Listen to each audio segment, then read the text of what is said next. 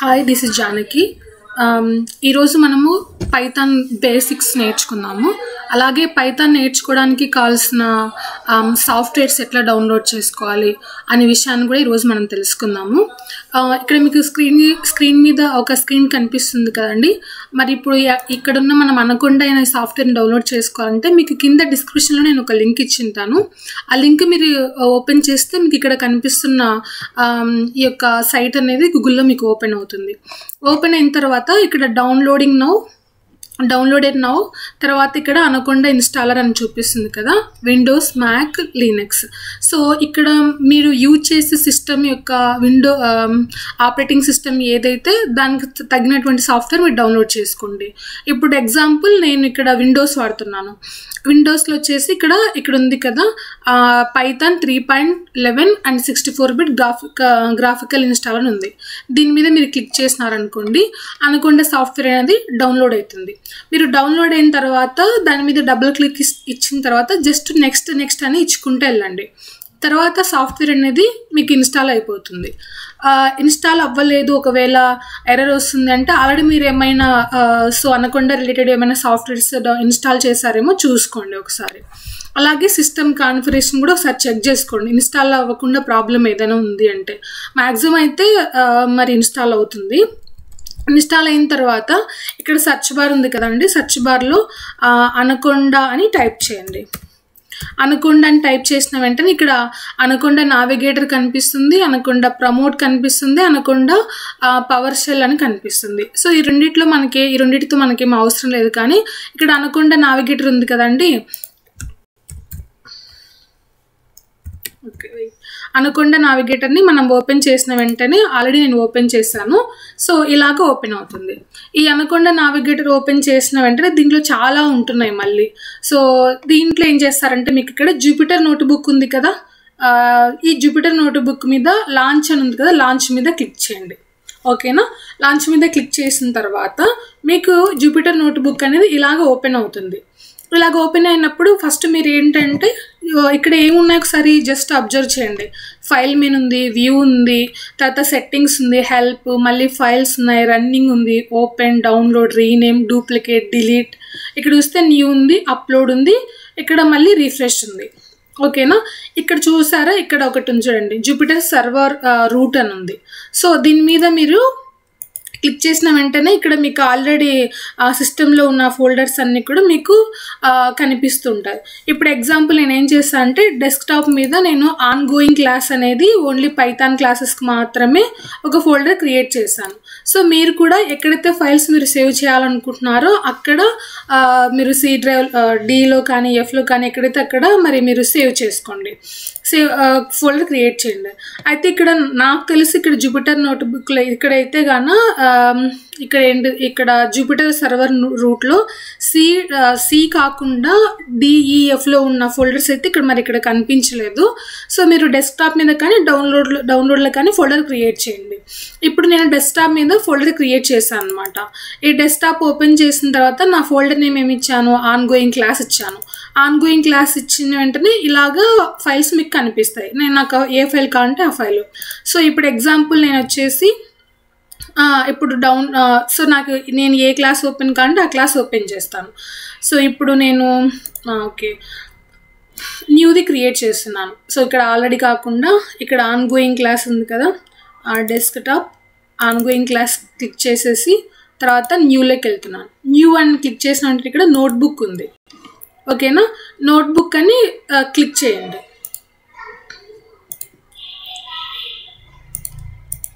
So ఇక్కడ untitled 3 అని మీకు పైన కనిపిస్తుంది కదా, అన్టైటిల్ 3 న్యూ నోట్బుక్ అని క్రియేట్ చేసిన వెంటనే ఇక్కడ ఓపెన్ అవుతుంది. ఇక్కడ సెలెక్ట్ కర్నల్ అని కనిపిస్తుంది. ఇక్కడ ఏం చేస్తారు, పైథాన్ 3 ఇది కర్నల్ సెలెక్ట్ చేసుకొని so always Python 3 colonel select చేసుకోండి. సెలెక్ట్ చేసిన వెంటనే మళ్ళీ మీకు ఈ పైథాన్ జూపిటర్ నోట్బుక్ అనేది ఇట్లా క్లియర్గా ఓపెన్ అవుతుంది. ఓపెన్ అయిన తర్వాత ఇక్కడ చూడండి కొన్ని సెల్స్ కనిపిస్తున్నాయి. సో ఇక్కడ మనం ఏం చేయగలుగుతాము, ఇక్కడ ఎన్ని రకాల సెల్స్ ఉన్నాయి ఇదంతా కూడా మీరు ఏం చేస్తారంటే మళ్ళీ ఇక్కడ కూడా అసలు ఫైల్లో ఏమున్నాయి, ఎడిట్లో ఏమున్నాయి, వ్యూలో ఏమున్నాయి, రన్ అంటే ఏంది, కర్నల్ సెట్టింగ్ జస్ట్ ఓపెన్ చేసేసి అక్కడ ఏమేమి షార్ట్ కట్స్ ఉన్నాయో అన్నీ కూడా ఇక్కడ ఒకసారి చూడండి. అంటే మీకు అది సాఫ్ట్వేర్ అనేది మీకు అలవాటు అవ్వడానికి ఒక్కొక్క ఫైల్ మెనూలో ఏమున్నాయి అసలు అలా క్లిక్ చేసి క్లోజ్ చేయడం అట్లా చేయండి. ఇప్పుడు ఇక్కడ ఎగ్జాంపుల్ హెల్ప్ అనుకోండి, హెల్ప్లోకి వెళ్ళేసి మనం ఇక్కడ షో కీవర్డ్ షార్ట్ కట్ ఉంది. దీంట్లోకి వెళ్ళినప్పుడు మనకు అన్ని షార్ట్ కట్ కీస్ కనిపిస్తున్నాయి. ఒకసారి చదవండి, ఈ షార్ట్ కట్ కీస్ అన్ని చదివి ఈ షార్ట్ కట్ కీస్ అన్ని ఉపయోగిస్తూ అసలు ఈ షార్ట్ కట్ కీస్ ఇప్పుడు Ctrl+Shift+Z అని క్లిక్ చేస్తే ఏం ఓపెన్ అవుతుంది, Ctrl+Z క్లిక్ చేస్తే ఏమవుతుంది, రీస్టార్ట్ కర్నల్ అంటే 0+0 అని క్లిక్ చేస్తే ఏమవుతుంది. ఇలాగా అన్ని షార్ట్ కట్ కీస్ని ఒకసారి ప్రాక్టీస్ చేయండి. అప్పుడు మీకు ఏమవుతుందంటే ఒక ఐడియా అనేది షార్ట్ కట్ మీద కూడా వస్తుంది. సపోజ్ ఇక్కడ సెల్ ఉంది సరేనా, సెల్ ఇక్కడ వచ్చేసి A = 30 B = 20 ప్రింట్ A+B అనేది జస్ట్ టైప్ చేద్దాం. మనం టైప్ చేసి ఎగ్జిక్యూట్ చేద్దాం. A space = 30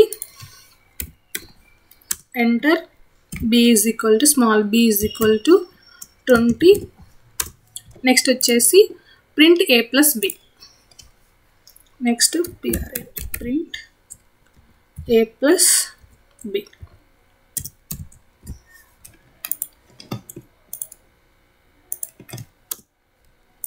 సో మళ్ళీ ఇప్పుడు నేను Shift+Enter ఇచ్చేస్తున్నాను. ఇక్కడ Shift+Enter K = 30. ఇక్కడ చూడండి 50 వచ్చింది. Shift+Enter ఇచ్చిన వెంటనే 50 వచ్చింది. అంటే మీకు మనం చిన్నప్పుడు నేర్చుకునే ఉంటాం కదా, A = 10 B example A = B = అయితే A+B ఏమవుతుంది, మనం ఏం చేస్తాం మామూలుగా నోట్స్లో చిన్నప్పుడు టైప్ ఎట్లా చేస్తుంటాము ప్రాబ్లమ్స్ అని A = B = ఒక ఎగ్జాంపుల్ 3 A+B 3+2 = 5 అని మనం పెన్తో క్యాలిక్యులేషన్ చేసి మన నోట్బుక్లో రాసుకుంటాం. కానీ ఇక్కడ ఇదేంటిది సిస్టమ్ కాబట్టి ఇక్కడ మనం కమాండ్ ఇవ్వాలి, A = 30 B = 20 ప్రింట్, నువ్వు A+Bని ప్రింట్ చేయని. సో ఇక్కడ మనకి 2 బ్రాకెట్స్ కూడా ఓపెన్ అండ్ క్లోజ్ పెట్టాం. Print bracket begin A+B bracket close చేసి Shift+Enter ఇచ్చేసినాం అనుకోండి, మనము ఇచ్చిన మనం ఇచ్చిన వర్క్ అనేది ఎగ్జిక్యూట్ అయిపోయి మనకు ఆన్సర్ ఎంత వచ్చింది 50 వచ్చింది అనమాట. ఇప్పుడు Shift+Enter క్లిక్ చేశాను కదా కోడ్ రన్ అవ్వడానికి. ఇది ఎక్కడుంది, ఇక్కడ హెల్ప్లోకి వెళ్ళి షార్ట్ కట్ కీలోకి వెళ్ళినప్పుడు Shift+Enter చూడండి.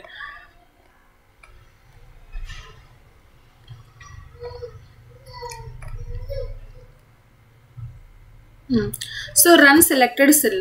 సో Shift+Enter ఇక్కడ మీరు చూసినట్లయితే ఇక్కడ సెల్ అనేది సెల్లో ఉన్న కోడ్ అనేది రన్ అవ్వడానికి మరి వర్క్ అవుతుంది అనమాట.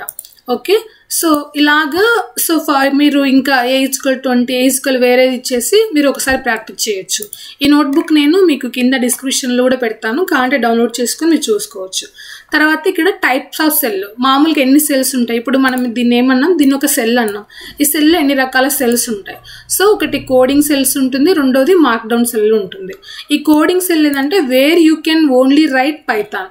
ఈ సెల్లో ఓన్లీ మనం పైథాన్ మాత్రమే రన్ చేయగలుగుతాం అంటే దీన్ని కోడ్ సెల్ అంటాం, కోడింగ్ సెల్ అంటాం. మార్క్డౌన్ సెల్ అంటే where you can write anything, so it will consider it as a text అనమాట.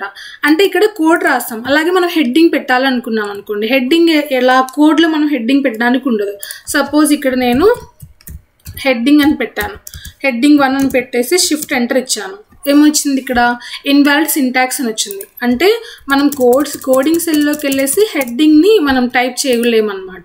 ఇప్పుడు ఇది నాకు అవసరం లేదు అనుకుంటే ఇక్కడ ఏముంది, డిలీట్ ఆప్షన్ ఉంది కదా, షార్ట్ కట్కి పక్కనే DD అని కనిపిస్తుంది. సో దీన్ని క్లిక్ చేసామనుకోండి అది డిలీట్ అయిపోతుంది. ఇప్పుడు నేను ఒక హెడ్డింగ్ని రన్ చేయాలనుకున్నాను, ఇక్కడికి వెళ్ళేసి ఇక్కడ చూసినట్లయితే కోడ్ అండ్ మార్క్డౌన్ సెల్ ఉంది. ఇక్కడ మార్క్డౌన్ సెలెక్ట్ చేసుకొని ఒక యాష్ ఇచ్చేసి #HADING హెడ్డింగ్ 1. ఇప్పుడు Shift+Enter చూడండి హెడ్డింగ్ 1 వచ్చింది. అదే #2 ఇచ్చాను, 2# space heading 1 Shift+Enter. Okay,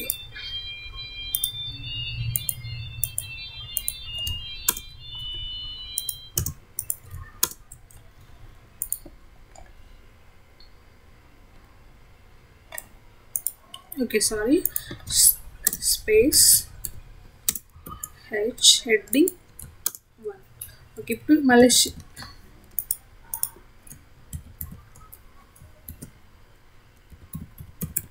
heading 2.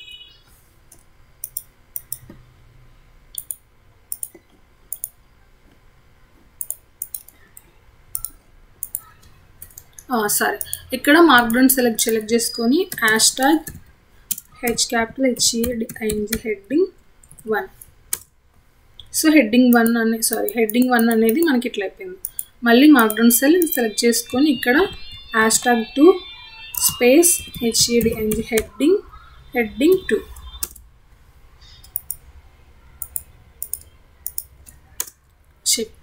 తర్వాత మళ్ళీ ఇక్కడ #3 so heading 3. Shift enter. So ఇక్కడ ఏంటంటే ఇక్కడ చేంజ్ అవుతుంది చూడండి కూడా మార్క్డౌన్ సెల్ షిఫ్ట్ ఎంటర్. సో ఇక్కడ ఏంటంటే ఇక్కడ చూడండి నేను ఇక్కడ 1 హ్యాష్‌ట్యాగ్ ఇచ్చినప్పుడు మెయిన్ హెడ్డింగ్ వచ్చింది. సో అదే 2 or 3 హ్యాష్‌ట్యాగ్ ఇచ్చినప్పుడు సబ్ హెడ్డింగ్ వచ్చింది. అంటే ఇక్కడ ఏంటంటే ఇక్కడ లాస్ట్లో మీరు చూసారు కదా, సో ఇక్కడ హ్యాష్‌ట్యాగ్ పెరిగే కొద్దేసి హెడ్డింగ్ యొక్క సైజ్ అనేది డిక్రీజ్ అవుతూ వచ్చింది అనమాట. అంటే మన మార్క్డౌన్ సెల్స్లో ఏదైనా టెక్స్ట్ని మెయిన్ హెడ్డింగ్స్ రాసుకోవడానికి ఉపయోగిస్తాము. కోడ్ సెల్లోనేమో కోడింగ్ రాస్తాం అనమాట. మరి ఈరోజు అయితే గాన ఎట్లా పైథాన్ ఎట్లా జూపిటర్ క్లాసెస్ నోట్బుక్ని మనం ఎలా ఓపెన్ చేసుకోవాలి, అనకొండ సాఫ్ట్వేర్ని ఎలా ఇన్స్టాల్ చేసుకోవాలి, అలాగే కోడింగ్లో ఒకవేళ సింపుల్ కోడ్ ఎలా రాయాలి, కోడింగ్ అంటేనే మార్క్డౌన్ సెల్ అంటే కోడింగ్ సెల్ అండ్ మార్క్డౌన్ సెల్ అంటే ఏందో తెలుసుకున్నాం. ఇది జస్ట్ ఇది. సో నేను ఈ నోట్బుక్ అనేది మీకు డౌన్లోడ్లో ఇస్తాను, డిస్క్రిప్షన్లో ఇస్తాను, మీరు ఒకసారి చూడండి. అలాగే మీరు ప్రాక్టీస్ చేయండి. టుమారో వచ్చేసి సో ఇంకొంచెం ఇంట్రడక్షన్ క్లాస్లోకి వెళ్దాం. Thank you for watching.